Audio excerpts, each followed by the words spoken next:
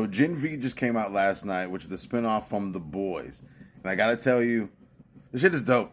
If you like The Boys or like the superhero genre, but like it with a bit of a dark twist, this is definitely right up your alley. Imagine X-Men if it were just very vulgar and rated R. Lots of murder, sexual themes, clearly because it's college. But you basically get introduced to these young group of heroes, if you'll say, who are pretty much online to try to make their way into the Seven through this pretty much super college. Now, Marie is our protagonist, who we start the story with and who we're kind of taking the whole journey through from her perspective. It's like every superhero, tragic backstory, parents get killed. I won't spoil too much, but pretty much she has some type of benefactor that we can't see, who apparently is putting a lot of pressure on her to go through this school to become a crime fighter. I'm guessing it must be like a Homelander or somebody like that, or maybe the Giancarlo Esposito character. I mean, her powers, as you can see, obviously are blood. It's taken as something that is to be feared. Her powers are too dark; it won't fly on the market as far as people trying to buy into her being a superhero protecting their city. Now, the Super College has a ranking system, just like you would have in most sports, programs, that the players, or the supes, are ranked based on their popularity, their abilities, scores, stuff like that. And the number one seed is Golden Boy. Basically, he's kind of like a mix between Homelander and like a Johnny Storm. He burns all of his clothes off when he goes super, but he's pretty much like invulnerable.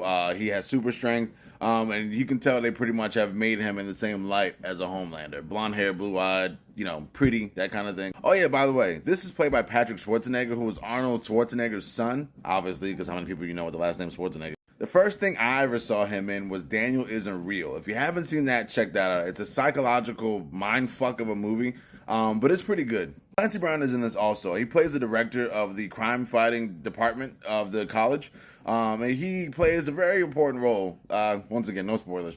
Just to give some context, A-Train went to this college also and was drafted into the Seven after he, I guess, completed the program, and obviously was their top-seeded super at the time. So that kind of gives context to how he got into the Seven, and apparently he was the first black superhero into the Seven. So, which makes me curious about what Polarity's deal is, because clearly he's vying for his son to get into the Seven. But as big of a deal as they're making him out to be, or he makes himself out to be, and the people around him, something's going on there with that story, because apparently he never made it into the Seven. So I'm trying to figure out, what his deal is, should you say. And with a name like Polarity, I'm assuming he's got to do with some type of like magnetism, but I guess, we haven't seen that yet either. His son is more like a telekinetic, so I don't know. I know putting this picture here begs a lot of questions, but I promise you it's worth it. But if you haven't seen The Boys, this is a good indicator of the kind of humor and stuff you'll see. And this is more on the light side. Jordan Lee is another great character in the show. Honestly, probably my favorite character. Now, I know there's going to get a lot of backlash because the show is going to come off as like woke and all that kind of shit. But genderism and that kind of thing.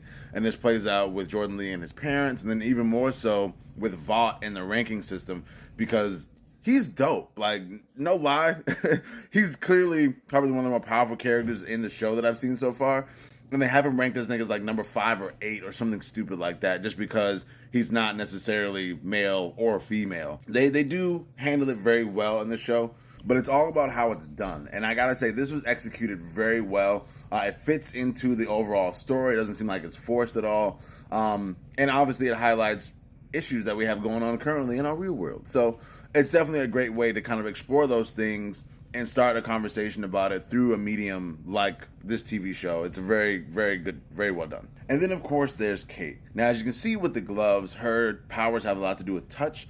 Basically, she can kind of push thoughts into your head and make you do whatever she wants. But just like with any other power, especially ones that kind of like use your brain or your mental capacity, you can use it too much and then basically put herself into a debilitated state where pretty much she can't do shit. So it should be interesting to see how that plays out. And I almost forgot, the best things come in small packages. My girl Emma, she plays Marie's roommate, and her power is that she gets small.